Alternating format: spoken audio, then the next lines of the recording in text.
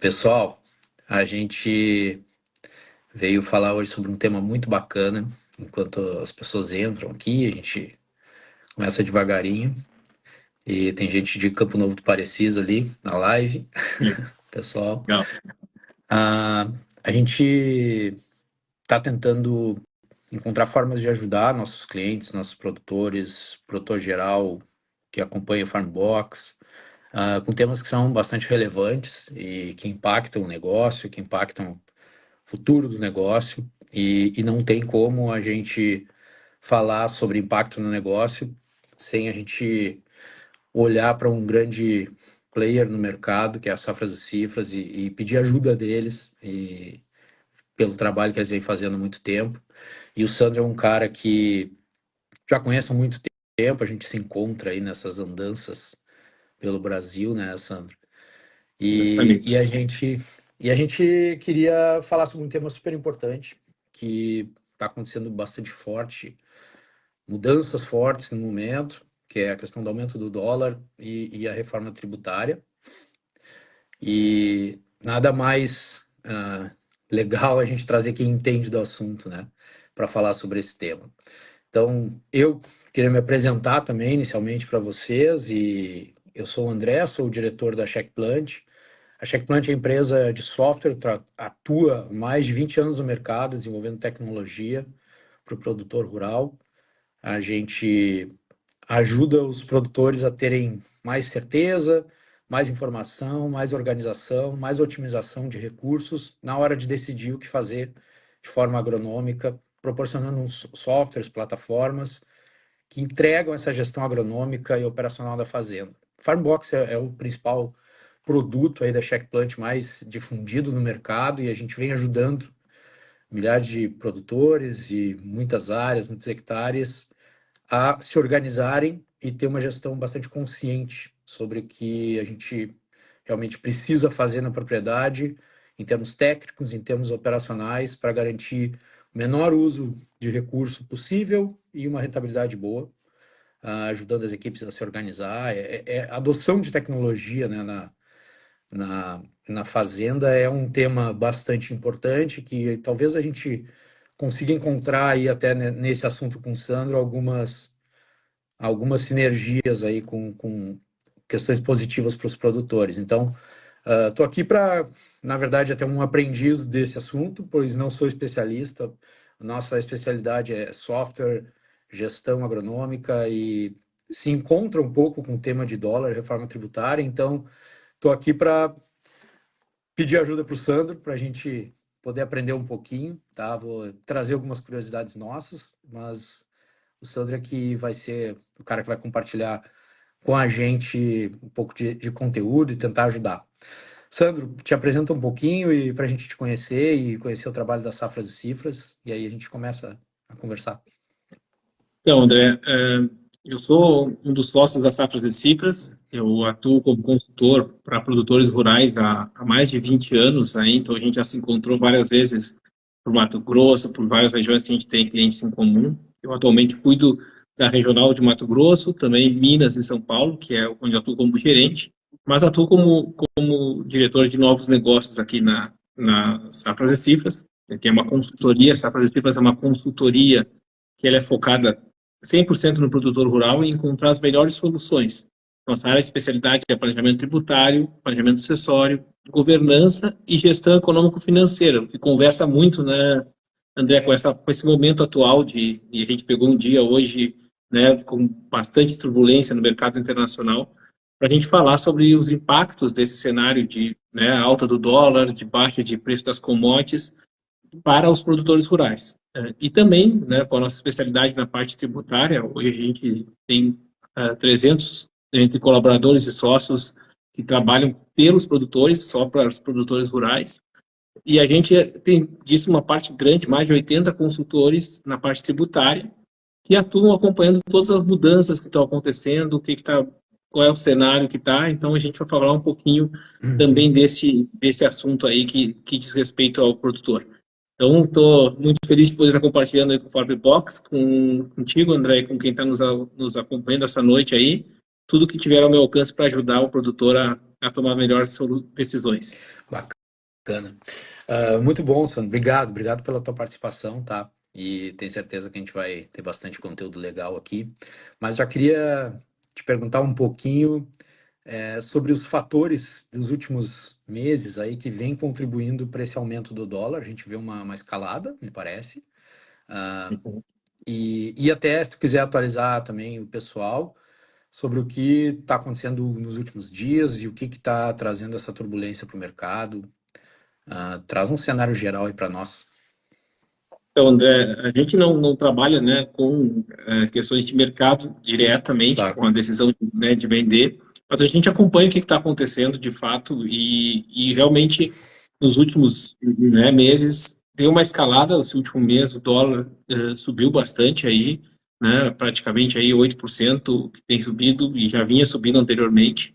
Isso tem impacto direto, né, nos insumos que são cotados em dólar. Algumas produtos mais que outros, o impacto é maior, porque algumas, né, receitas são indexadas em dólar, especialmente soja, milho, algodão, aí que estamos acompanhando, café, que são cotados também baseado em dólar, há um aumento, né, do preço do produto e também dos custos. Se outros não têm essa questão do impacto na receita, mas o impacto no custo, especialmente fertilizantes defensivos, ele é muito sentido.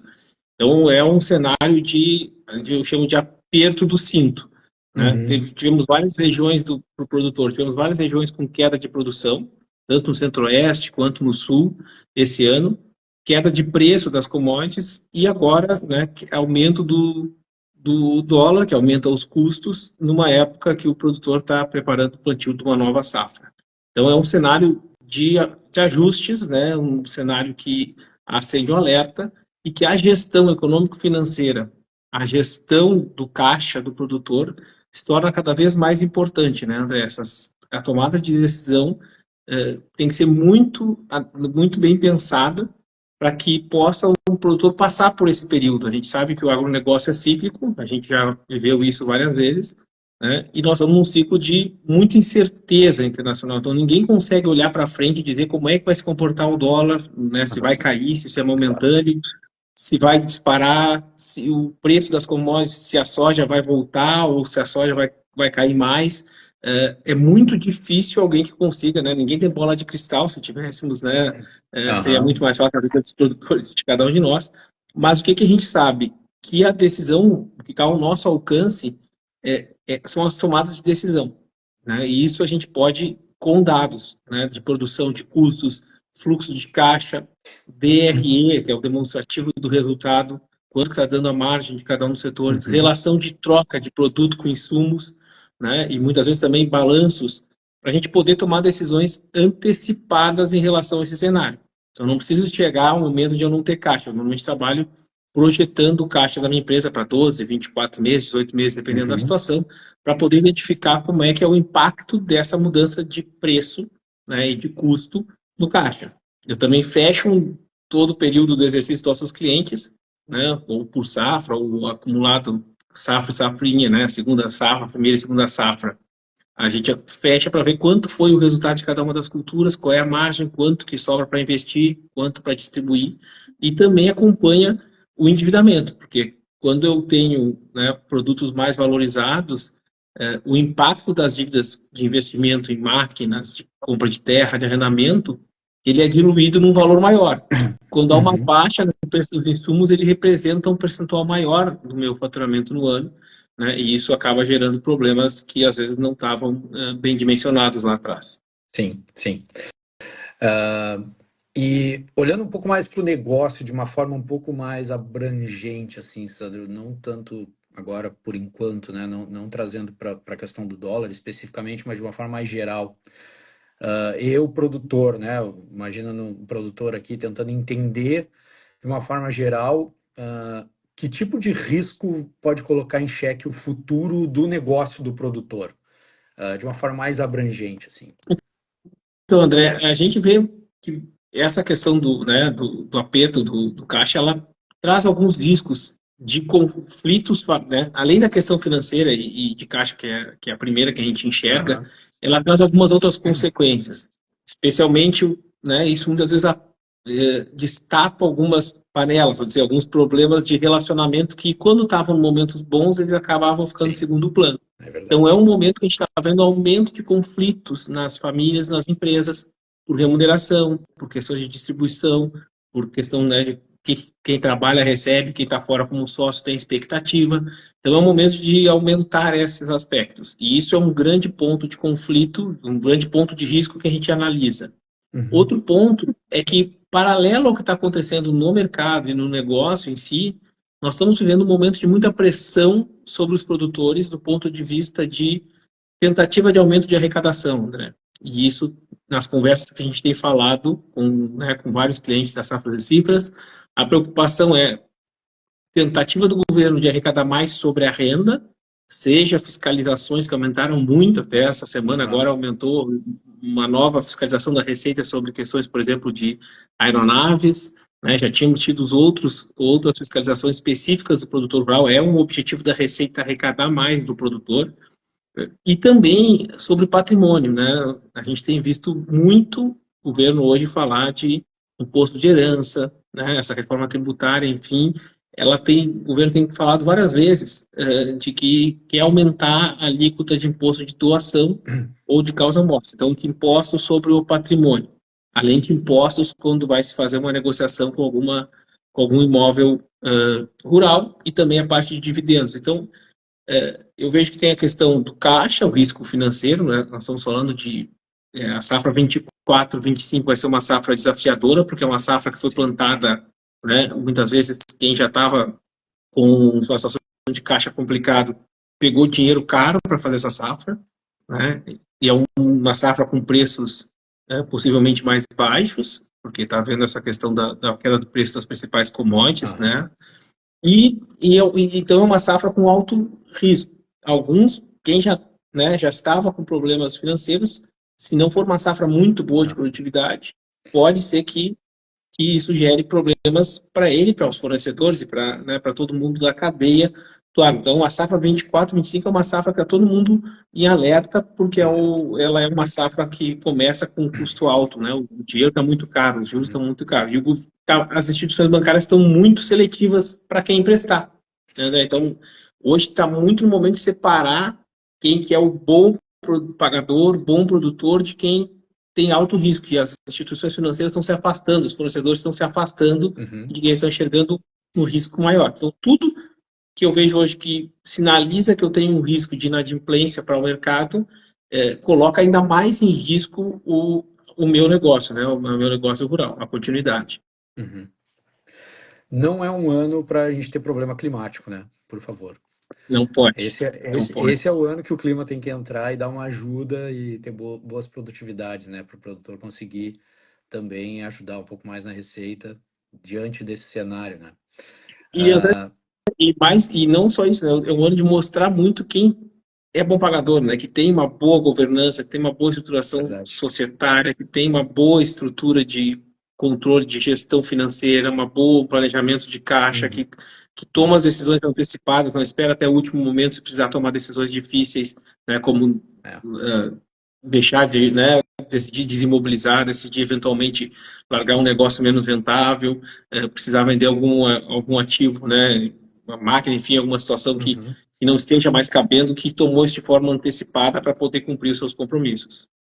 Era mais ou menos isso que eu ia te perguntar. Era assim, ok, tem muitos fatores de risco, desde questões de turbulências, de discussões entre os gestores e família, questões financeiras, preço, tudo. Mas e o que que, assim, tentando abrir um pouquinho, tentando focar um pouquinho no que é principal para a gente tornar o negócio mais seguro? Porque não dá para resolver todos os problemas, né? Então, assim, de repente, elencar algumas coisas que, assim, vamos focar nisso, vamos preocupar um pouquinho mais com isso, para a gente tornar o cenário um pouco mais seguro. O que tu está vendo que poderia ajudar? Eu tô vendo, André, primeiro assim, a gente não veio aqui, né? A gente acredita demais no setor do agro e acredita que Não, isso é um claro. momento que é uma turbulência que vai passar. Quem consegue passar por esses momentos, ele sai mais forte, né? E o que são pontos que são importantes? É o momento de cuidar do caixa. Então, a projeção No do caixa. fluxo de caixa em 12, 24 meses é extremamente importante. Eu não Uhum. posso esperar né, muito em cima da hora, porque toda que a decisão que eu for tomar ela demanda tempo, né? Então eu tenho que tomar, vai me faltar dinheiro lá no ano que vem, quando eu tiver colhido, ou no final da safra lá, quando tiver em janeiro. Por exemplo, eu tenho que tomar decisões agora para que não tenha esse problema. E as decisões a gente sabe que elas demoram um tempo para ser implementadas. Então, a projeção de caixa, né? O nosso setor de gestão econômico-financeira é o que mais tem crescido de demanda nesse ano, projetando em dólar, projetando em reais, muitas vezes projetando em produto, faz o fluxo de caixa de cada uma das moedas para poder antecipar problemas, né? E faz variações de cenário, tá, André? No sentido de, e se o preço cair 10%, se a produtividade for 10% menor, se incrementar o custo, né, 10, 15, 20%, Sim, como é que fazia fica o meu cenários, caixa? né? Cenário, Cenários. constrói cenários. Então, essa é uma Uhum. primeira ferramenta que eu acho que é extremamente importante, projeção do fluxo de caixa.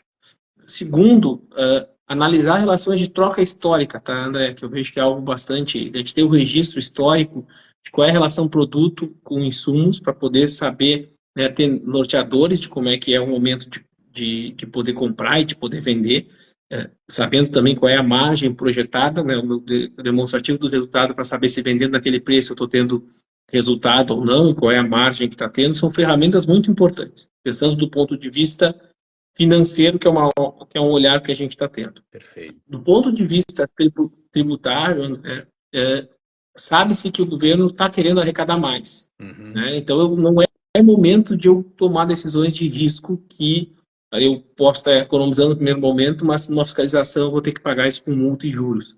Então, é o momento de fazer, né, o que é certo, de acordo com a legislação, buscar a forma legal de pagar menos impostos, mas não de inventar soluções aí que sejam muito Uhum. arriscadas, porque a tendência nos próximos anos é mais Uhum. fiscalizações. E lembrando que a Receita sempre cobra 5 anos para trás.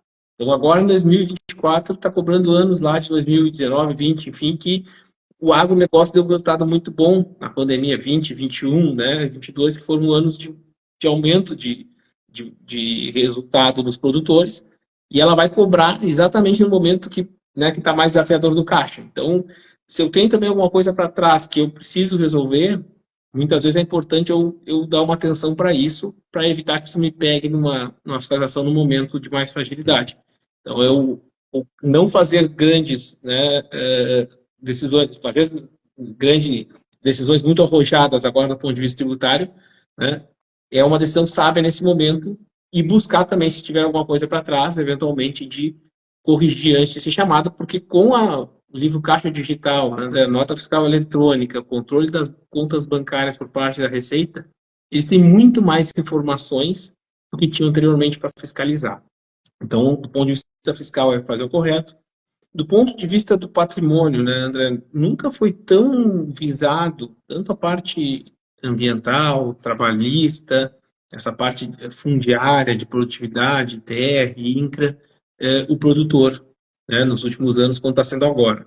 Então, um compliance, né, para que de fato os contratos estejam de acordo com a realidade, contratos de arrendamento de parceria, né, tanto os contratos ok, quanto a declaração dele no imposto de renda, ver a parte ambiental dos imóveis, CAR, ITR, toda essa situação, se está, né, comprovando de fato o que está acontecendo lá na propriedade, nos documentos, parte de INCRA, dos cadastros em dia da propriedade, porque qualquer problema também que dê em cada um dessas questões, a parte trabalhista também, se está cumprindo as normas, se está com os funcionários todos, né, com tanto a parte fixa quanto a parte variável, de acordo com a legislação, e hoje tem possibilidades, inclusive, de regularizar esses prêmios, né, André, essas comissões no agro, que às vezes os produtores não conhecem, de fazer isso, entrar na folha de uma forma não tão cara assim.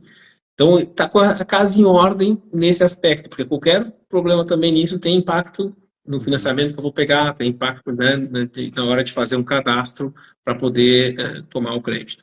E uma outra questão importante, né, André, é proteger o meu negócio para que, em situações que eu já estou sobre variáveis não controladas, surjam ainda problemas familiares que impactem diretamente no Uhum. negócio, como um Sim. inventário, como uma separação, né, como uma briga de família, muitas vezes, que não querem assinar os documentos. Então, como é que meu negócio está montado do ponto de vista de governança e a estruturação patrimonial, né, muitas vezes com holding, com a exploração bem regrada entre a pessoa física e essa empresa, que é a holding patrimonial, para que se tiver um problema familiar não contamine o negócio. Então, tanto financeiro quanto tributário, essa parte fundiária e a parte, né, societária são extremamente importantes de eu estar atento.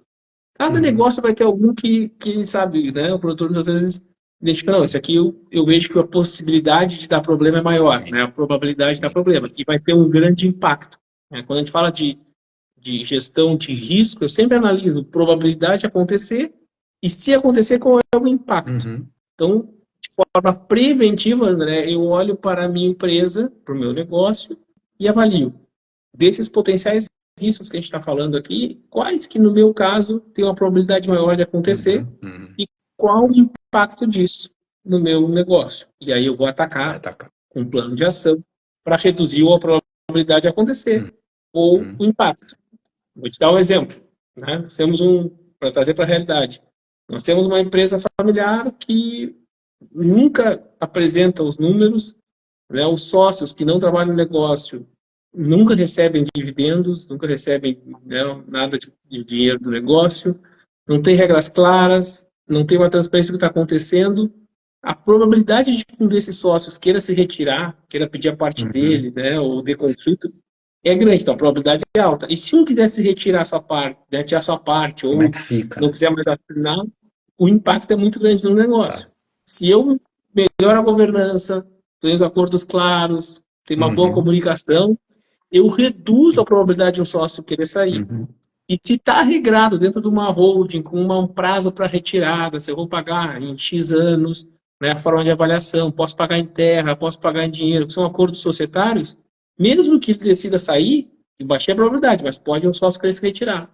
Está regrado, como é que vai ser? Ou seja, o impacto Sim. disso é muito menor. Tu tá falando sócio, sócio, sócio de uma empresa familiar. A gente está falando das mesmas E pessoas, né, Sandro? Para trazer para um linguajar ainda um pouco mais simples, assim, do produtor entender. A gente está falando da família, que todo mundo é sócio, e existem algumas regras que às vezes são informais e ficam subentendidas. E eu acho que isso tem a ver com a gente criar uma holding familiar, criar sistemas de governança, criar algumas regras para que o jogo possa acontecer, para que a gestão possa andar, para que as pessoas que se envolvem no negócio possam tocar e quem não se envolve possa estar por dentro. Explica um pouquinho esse termo holding para o produtor entender. Às vezes o produtor não, é um termo até em inglês ali, é uma holding.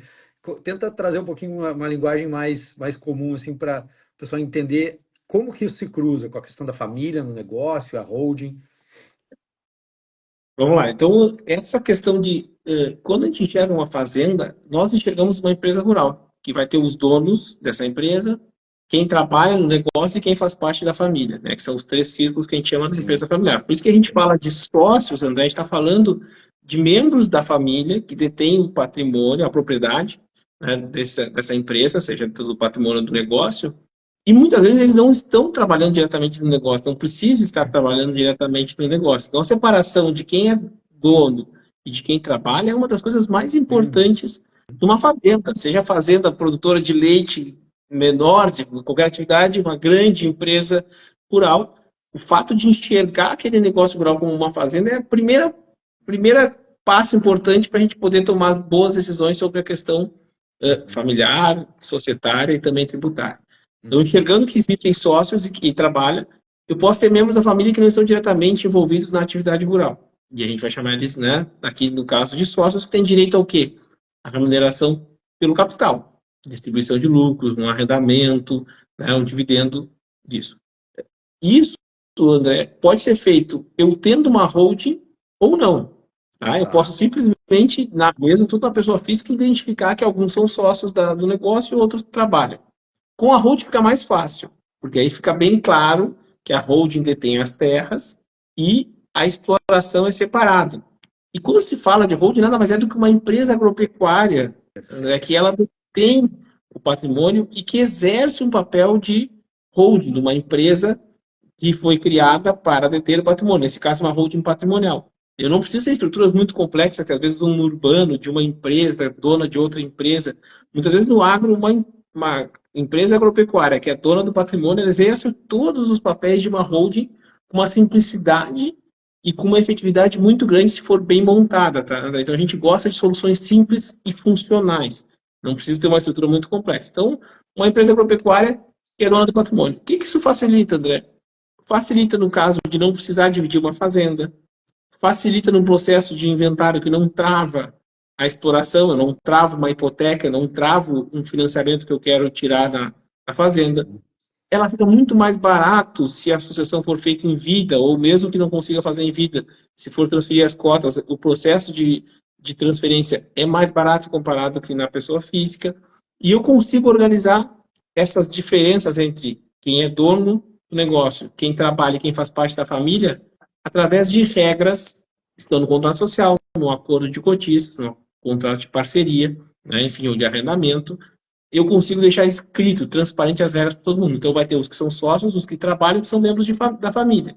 E essas relações, que são relações, né, que envolvem sentimento, mas envolvem negócio, envolvem patrimônio, envolvem família, negócio, patrimônio, quanto mais claras elas estiverem, menor a chance de ter conflito. Porque muitos dos conflitos dão pela mistura de papéis que não estão claros. Porque a mesma pessoa ela é dona e trabalha, né? E às vezes é da família, ou ela é dona e da família e não trabalha.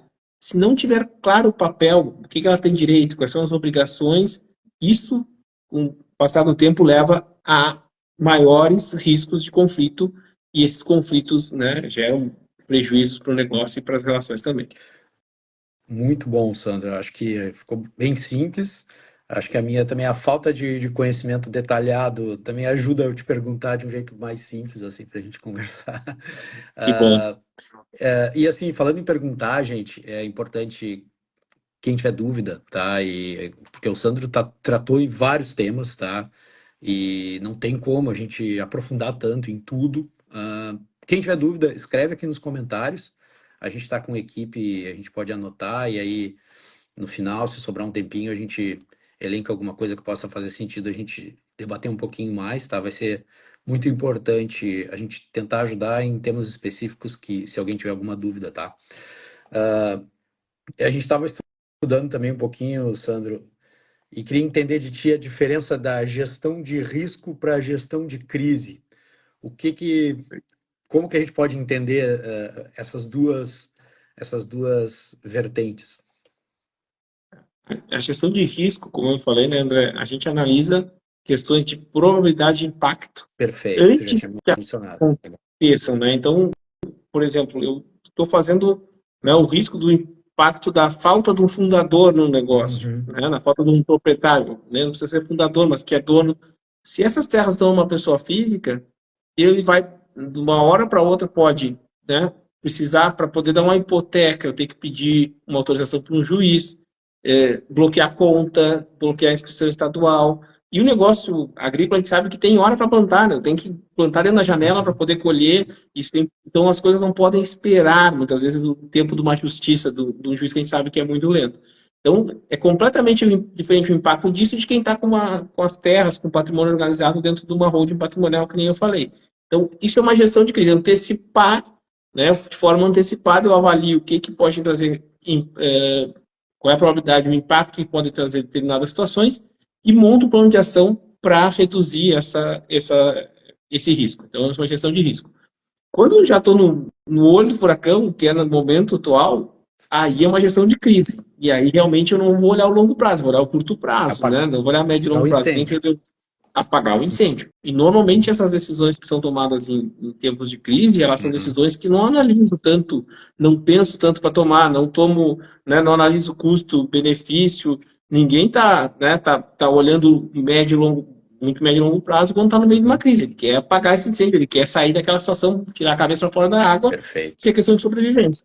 Então, as perfeito. decisões são tomadas de forma planejada, com tempo, né, e analisando o risco, custo, e impacto na outra, são tomadas decisões de sobrevivência para poder passar por aquele momento, e muitas vezes os impactos disso são muito grandes. Por isso que, quanto mais profissionalizada for a gestão, quanto mais organizado tiver esses temas de forma preventiva, André, menos eu vou sofrer nos momentos de crise. Uhum. Então, quanto menor eu estiver exposto ao risco, por uma boa gestão de risco, menor vai ser o impacto quando chegar momentos desafiadores para o negócio. Perfeito, muito bom, muito bom. E falando um pouco de crise, tá? Tá. Eu entendo que a gente está numa crise de câmbio, tá? Uma crise cambial. Ah, tem alguma estratégia financeira que a gente pode indicar para os produtores para tentar se proteger um pouquinho mais dessas flutuações cambiais? É muito difícil, André, saber assim, como é que o que vai ser o futuro. Algumas questões que tem se visto, quem está com um bom rating, quem tem um negócio estruturado, tem uma boa situação patrimonial organizada de governança, consegue uma boa gestão financeira, consegue se apresentar para os parceiros e muitas vezes conseguir alongar o endividamento, né? Porque muitas vezes o que eu preciso é superar essa crise, esse momento mais difícil, né? Quando estou numa crise, eu preciso passar por ela. E isso muitas vezes eu preciso de parceiros, seja fornecedor, seja, né, quem me compra, meu cliente do meu produto, seja um banco, meu parceiro financeiro, precisam muitas vezes apoiar para alongar. Às vezes a dívida, por exemplo, só está de muito curto prazo. Segundo, André, eu vejo que essa questão de tomada de decisão antes que ela seja tarde demais também é um ponto importante. A gente tende a, num momento de maior crise, né, não tomar decisões que às vezes são importantes para serem tomadas, né, no momento certo. Então eu vejo que outra questão é analisar realmente, olha, quais são as possibilidades e o que eu posso de fato fazer para que evitar que seja decisões que eu não consigo, né, que por passar do tempo complicar ainda mais a situação eu não consigo mais tomar. Então são decisões muitas vezes que eu preciso ter uma certa frieza, que os números me trazem isso, André, para poder tomar ela e não tomar só com base na emoção. A tendência numa crise é o lado emocional ele estar muito forte. Por isso que ter os números, ter alguém de fora que não está no meio daquele, né, daquela situação de forma emocional envolvida ajuda muito nesse processo. Ter um olhar de um terceiro que consegue analisar a situação de, olha, temos essa e essa possibilidade. Tem essa e essa decisão a ser tomada. Os impactos são esses, mas precisa tomar uma decisão. Né? Muitas vezes quem está no meio da crise não consegue enxergar saídas, alternativas, né, André? É verdade, é verdade. Contar com alguém de fora, às vezes, ajuda muito, né? A pessoa está olhando o que está acontecendo, o que outros produtores podem estar fazendo que está dando mais certo, então esse tipo de coisa também ajuda. E mudar um pouquinho o assunto, Sandro. A questão da reforma tributária, tá? Essa nova que está em curso, né? Discussões, aprovações e como que ela vai afetar e que ela pode afetar. Então não tem bola de cristal, obviamente, mas que vocês estão vendo assim de uma forma geral que vai afetar o setor agropecuário? Então, André, essa parte da reforma tributária ela não está regulamentada, ainda está se discutindo, né? Bom, Passou na Câmara dos Deputados, né? E agora a regulamentação dela, o detalhamento está com os senadores que estão Senado. discutindo. Então, nós estamos falando sobre algo que é né? Uma, Que foi essa regulamentação uma projeção, né? é um Claro. projeto, pode Aham. mudar. Então, nós estamos falando de tendências do que a gente está enxergando.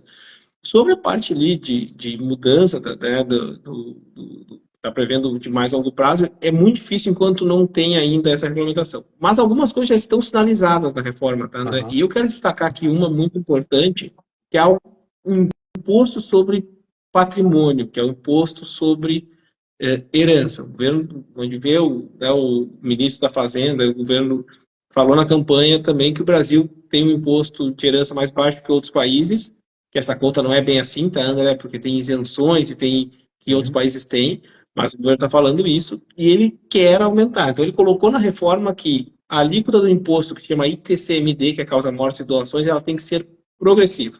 Então isso já está definido no texto que foi aprovado. Nos estados que não têm alíquota progressiva, eles têm que fazer as alíquotas ficarem progressivas. Quanto maior o patrimônio, maior a alíquota de imposto. Que ela, por uma resolução do Senado, é 8%, tá, André? Então, hoje, estados que cobram, por exemplo, São Paulo cobra 4%, Minas cobra 5%, né, de forma fixa. Eles vão ter que aumentar e provavelmente, já tem projeto em São Paulo, por exemplo, patrimônios maiores vão chegar a 8% sobre, né, o patrimônio. eles querem unificar também para poder avaliar pelo valor do patrimônio real e não pelo valor, né, de avaliação contábil que tem em vários lugares que tem até avaliação de TR, enfim, eles querem fazer pelo valor de mercado dos bens. Isso no agro tem um impacto muito grande, tá, André?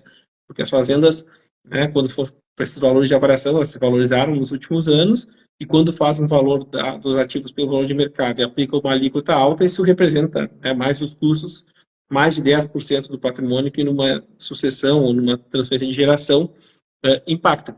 E a gente sabe que o tamanho do patrimônio em relação ao faturamento de uma atividade rural, né, qualquer coisa que seja o percentual do patrimônio impacta muito claro. no caixa da família. Então, essa é outra coisa que o governo está sinalizando nessa parte de ICMD, ele quer tributar quem tem estruturas fora do país, quer que todo mundo, né, obriga que todo mundo faça inventário de doações no seu estado de onde reside, essas questões de mudar de estado para fazer planejamento tributário, o governo quer acabar com isso. Então, mostra que tem vários disso que estão dentro do texto que a gente vê, olha, há uma janela de oportunidade com a legislação atual para que eu consiga fazer planejamento de patrimonial em vida.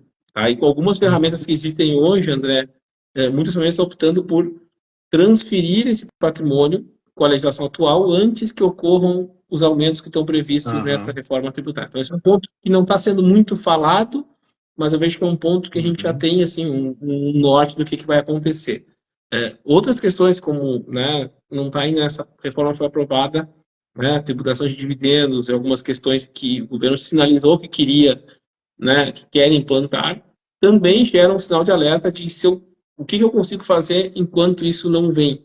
Eu vejo uma janela de oportunidade na legislação atual, seja para quem quer vender uma fazenda, seja para quem tem lucros acumulados e não tem caixa dentro da empresa, de fazer isso enquanto não mudar a reforma, porque a tendência é que fique mais caro essas questões, tá?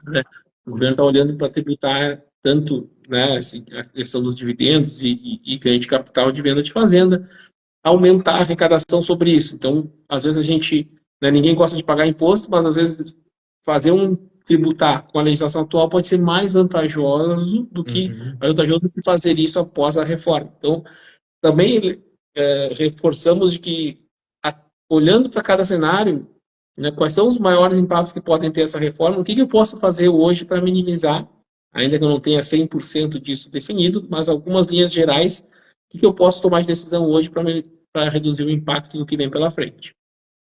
Muito bom, muito bom.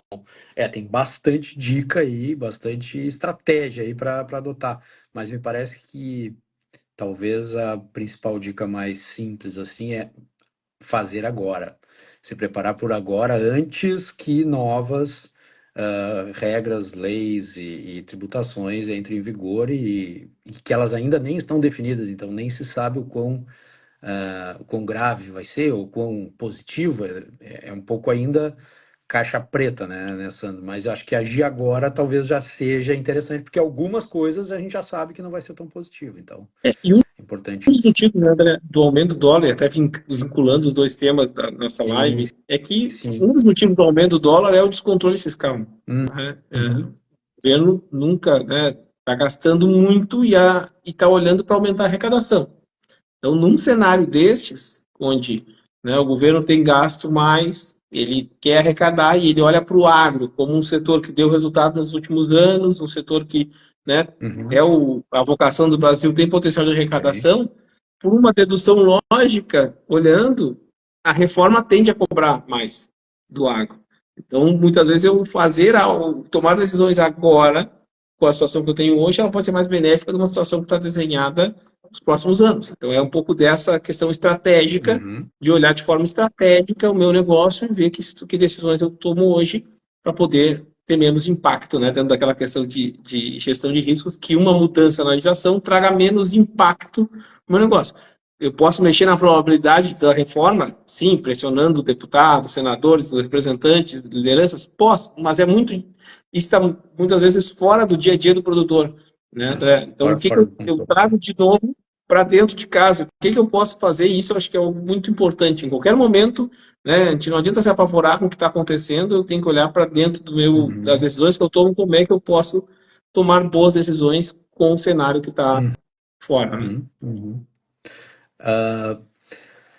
Olhando para os perfis de produtores grandes, médios, pequenos, e até mesmo se tu quiser separar em outro tipo de categoria, ou pecuária, ou enfim, agricultura, alguma categoria que tu acha que seja relevante, tenha impactos diferentes que tu já consegue olhar a partir do que já está definido agora, nessa mudança da reforma tributária, ou é geral? Grandes empresas do agro, pequenos produtores, tem mudanças assim e questões diferentes entre esses papéis, entre esses tamanhos? André, há uma previsão de isenção até um determinado limite de faturamento dos Uhum, negócios, né? Isso é algo que o governo tenta trazer na reforma de alguns impostos. A gente não uhum, tem bem detalhado isso, como é que vai ser. A tendência é que médios e grandes produtores sejam mais impactados, tá, André, do que o pequeno uhum, disso. E, claramente, né, André,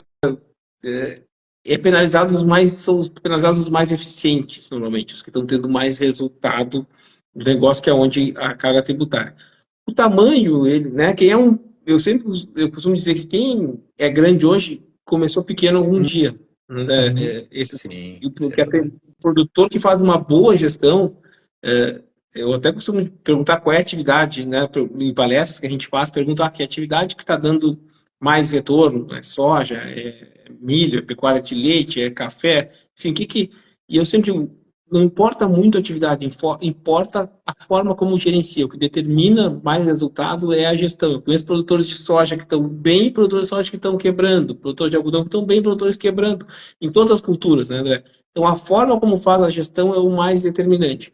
E quem faz uma boa gestão e consegue fazer isso ao longo do tempo, cresce o negócio, né? Então, se hoje talvez eu sou pequeno, mas eu tenho uma boa Hum, gestão, eu uhum. consegui me organizar para não dividir esse patrimônio, não dividir esse negócio que faz parte da gestão, com o passar do tempo, o meu negócio vai crescer e vai ser impactado também por essas questões tributárias. Então, eu diria que os médios, grandes e mais eficientes são os que estão mais visados de ter um impacto maior, né? E não excluindo que muitos do que hoje não estão tendem a ser impactados com o crescimento, né? Com uma boa gestão que faz. Muito bom, muito bom. É. E falando um pouco de boa gestão, o que que tu tá vendo que pode ajudar os produtores a eles olharem para dentro, além dos pontos que tu já trouxe de planejamento financeiro, o que que pode ajudar o produtor a se organizar melhor olhando para dentro de algum ponto que tu ainda não falou? André, eu tenho visto muito, né, que tem muitos dados nas propriedades, muitas levantamentos de informações que estão sendo levantados, seja do custo, seja, né, das produtividades que tem, do, do valor dos ativos, e isso não é de forma sistematizada para poder tomar decisões em cima dos Uhum, dados das propriedades. A gente uhum, chama isso de gestão da informação. Eu preparar aqueles dados, organizá-los de maneira que quem está tomando decisões, seja o gestor, seja um sócio, ou seja membro da família, possa enxergar o que está acontecendo para poder decidir.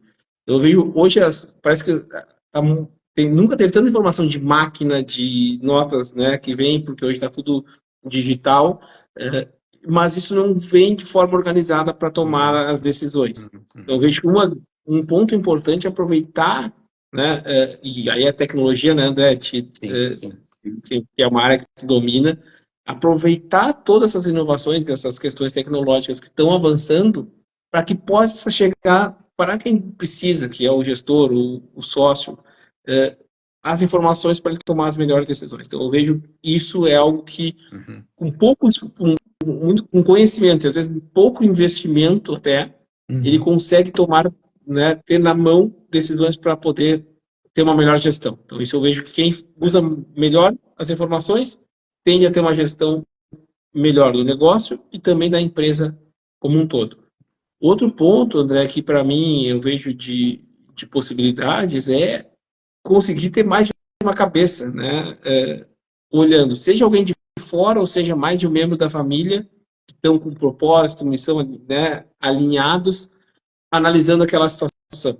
Então, é um momento de unir forças, né? Não é um momento de disputas, momentos de cenários mais desafiadores, né? Como o ciclo que a gente está vendo agora, é hora da gente priorizar, né, o que é importante para a empresa, para o meu negócio, e não, né, e todo mundo remar para o mesmo lado para poder passar nesse momento. Não é momento de estar dissipando energia, e se está acontecendo isso em alguma empresa, a gente deve chegar a alguns acordos para passar uma régua nisso, Com para poder certeza. que todo mundo puxe para o mesmo lado.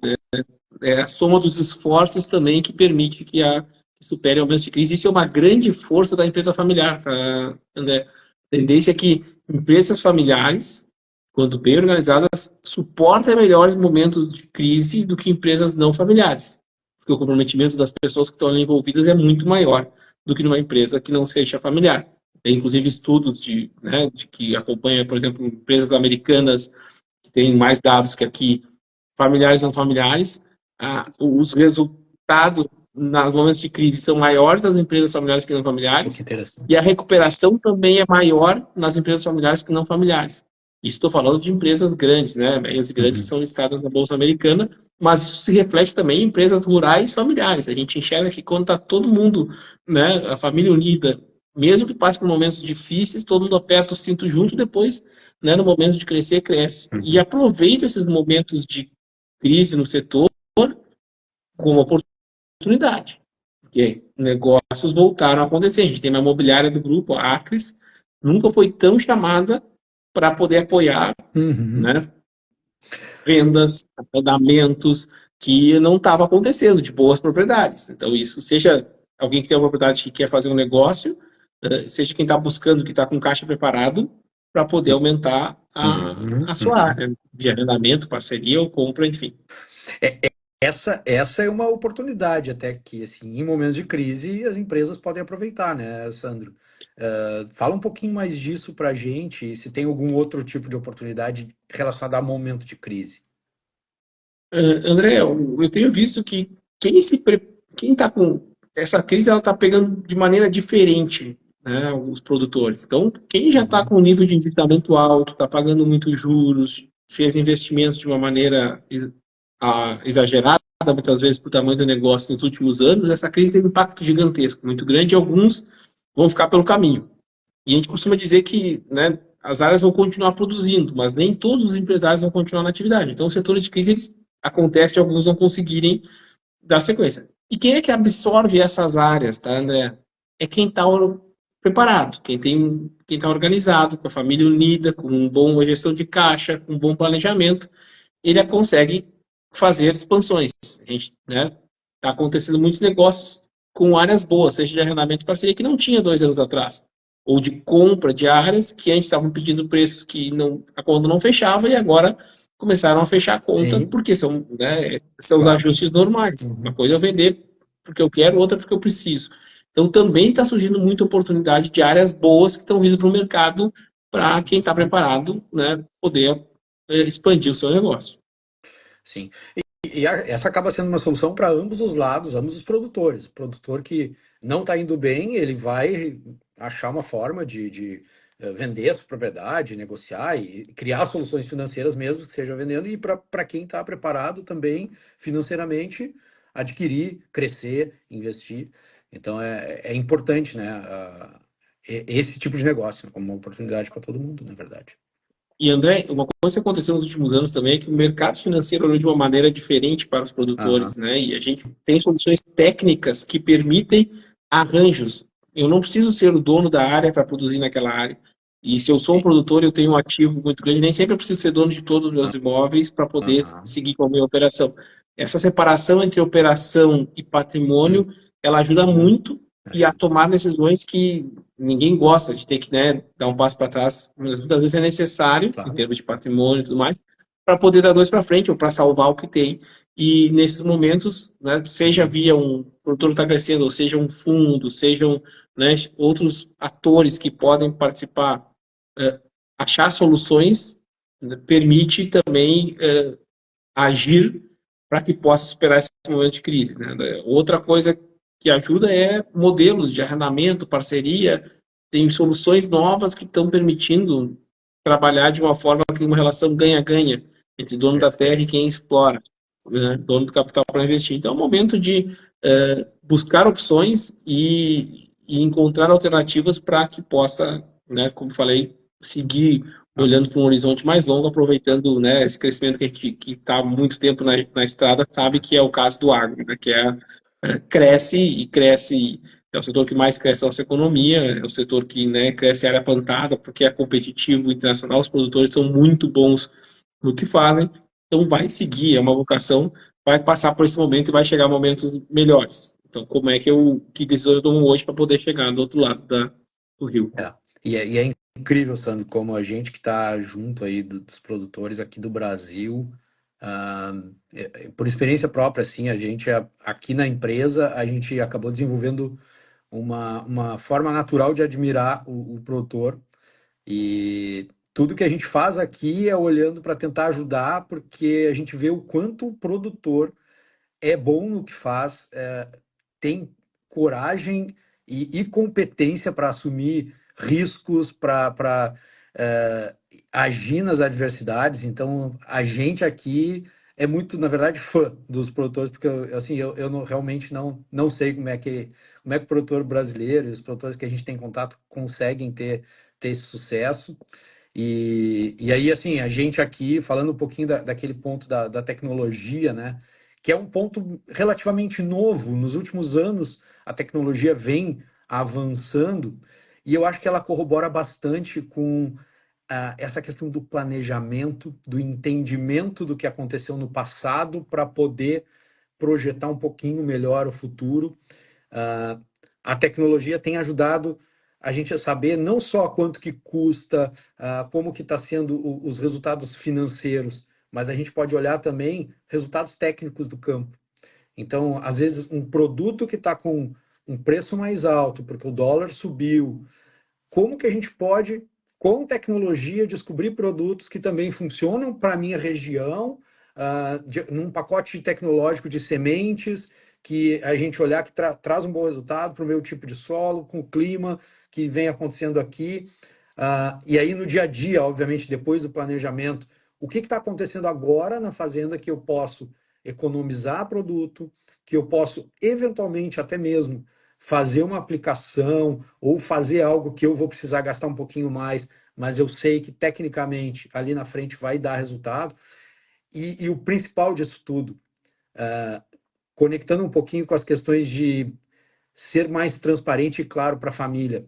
Eu entendo que a tecnologia pode ajudar também a mostrar o que está acontecendo. Olha, a gente não foi bem esse ano e a gente não produziu o que a gente imaginava, mas a gente tomou essas ações, a gente acompanhou dessa maneira, a gente investiu em esse tipo de tecnologia, o clima foi assim exatamente naquele momento que não era legal, mas a gente remanejou e a perda poderia ser maior, e a gente conseguiu organizar isso. Então, às vezes, também investir um pouquinho, e aí é irrisório, né, os valores em geral de tecnologia para gestão e para organização, para que também exista clareza para depois todo mundo entender e discutir o resultado do negócio.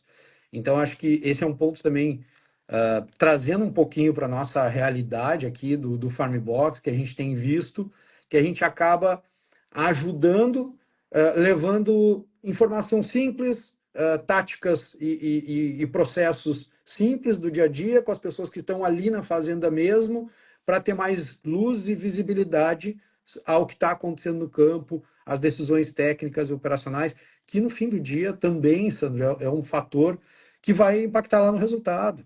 Então, se a soja caiu um pouquinho e o preço aumentou, eu tenho que ser forte ali no dia a dia para eu economizar produto mesmo, economizar aplicação, eu plantar na velocidade certa, eu tenho uma boa gestão na minha janela. Tem muitas questões que, fazendo uma boa gestão técnica ali, agronômica, operacional, ajuda nesse resultado, né? Ah, Sandro, assim, a gente está acabando a live, tá? E eu queria agradecer todo mundo que está aqui nos assistindo e espero, e eu aprendi um monte, tá? Então eu espero que também a gente tenha contribuído com todo mundo que acompanhou aqui. E eu queria te pedir, Sandro, se tiver, puder deixar alguma dica para os próximos meses, tá? Eu sei que tu já falou várias coisas e talvez não tenha nenhuma bala de prata, não tem bala de prata, mas se tu pudesse deixar alguma dica aí para eventuais desafios que podem vir nos próximos meses, para a gente encerrar.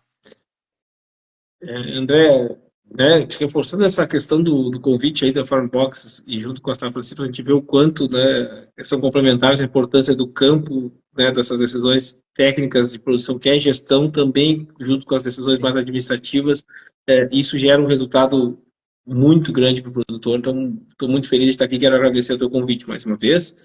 E como dica para o produtor é não desanimar com essa situação que está aí, conseguir, às vezes a gente está passando por um momento que está olhando, né, para o cenário de dólar e mercado internacional e preço e tudo mais, e o governo, mas tem que respirar e ter em mente, nós também montamos, né, acompanhamos há muito tempo, né, montamos uma estrutura para ajudar o produtor, montamos uma equipe multidisciplinar com mais de 300 profissionais para ajudar o produtor, porque a gente é um grande admirador.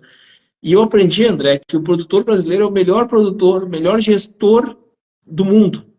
Conversando com vários clientes, consegui dizer por que, que o gestor brasileiro, o produtor rural, é tão bom gestor? Porque o mar aqui é mais difícil, né? isso é Porque verdade. um produtor americano, basicamente, ele tem que produzir, né? Tem o seguro, é muito mais simples, a questão logística, a questão de pessoas, de legislação, é muito mais tranquilo do que o produtor É, brasileiro. O produtor brasileiro se acostumou ao ambiente mais complexo. Isso fez, né, endurecer a casca, ficar com mais habilidades, se desenvolver melhor em formas de gestão.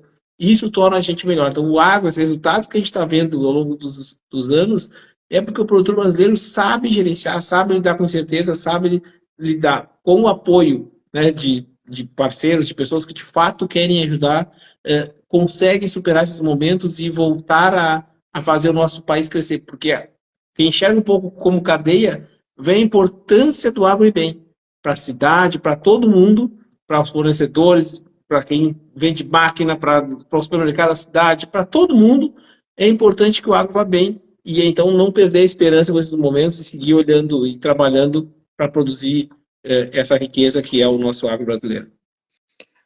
não poderia ter dica melhor, depois de ter passado tanto conteúdo prático e específico, esse ponto realmente de fortalecer o quanto o produtor já é bom, relembrar os produtores o quanto eles já fazem em cima de um cenário extremamente desafiador. Foi muito bom, muito bom. Sandro, a gente está encerrando aqui, o nosso tempo acabou, na verdade, acho que tem um tempinho de 1 hora, janela certinha, tá? E, cara, muito obrigado mesmo por ter compartilhado tanto conhecimento. Foi muito bom ter te ouvido, como sempre, né? E que bom que a gente pôde compartilhar teu conhecimento com a turma que acompanha aqui o Farmbox. E Obrigado, passamos obrigado mesmo. juntos, André. Um abraço para todo mundo aí. Show de bola. Obrigado, gente. Até mais. Abraço, pessoal. Obrigado. Abraço. Obrigado. Tchau, tchau.